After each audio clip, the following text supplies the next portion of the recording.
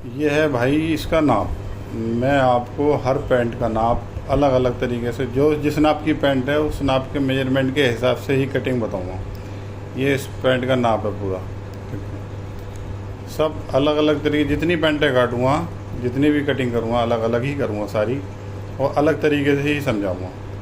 समझना आपका काम है, बताना मेरा काम है भाई। देखो ठीक है, अब मैं आपको नाप के दिखाता हूँ ये सारी चीज़।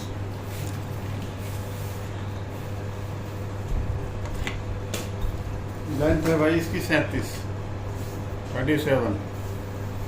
ये आ गई पूरी लेंथ। ठीक। वेस्ट है इसकी 35.5, आ गए 9.25। ठीक। आसन है इसका 25.5। ठीक है जी, हमने उतार दिया 57। ओके।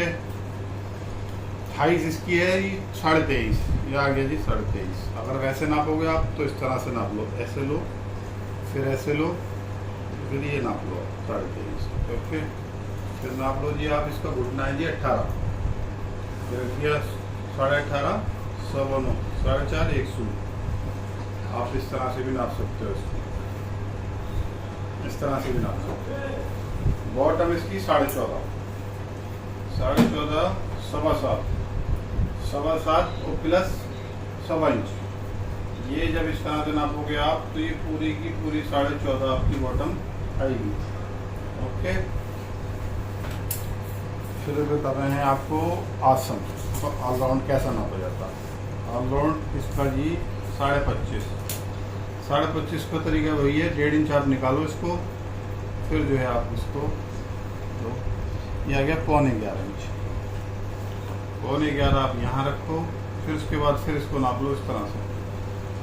ये आ गया आपका 24, पूरा 24, 24 और 1.5, 25.5, 25.5 इंच आसन ये आ गया इसका भाई। ठीक है। इसी तरह से हमने जो इसकी बैग उठानी है, हमने बैग उठाई इसकी 2 इंच।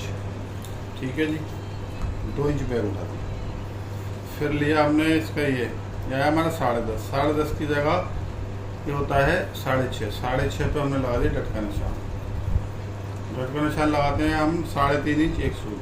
ठीक है। फिर उसके बाद लगा दो पॉकेट, ये हो गई जी 4.5 इंच एक सूट, 4.25 इंच की पॉकेट। पॉकेट हो गई बैक पॉकेट। ठीक है। ये हो गया cross pocket. Cross pocket 2 inch रखी, 2 इंच के बाद में फिर लगा दिया हमने 8 इंच का निशान। ये हमारी क्रॉस पॉकेट आ गई। तो 1.5 इंच का हमारा यहाँ से आ गई टाँकी, ये चीज़।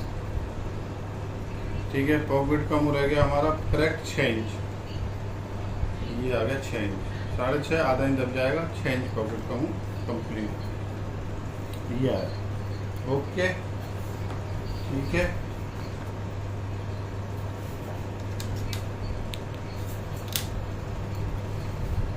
सही है भाई, इस तरीके से। ठीक है। अब ये डिटेल में आएगी चीज़, समझ में लोगे।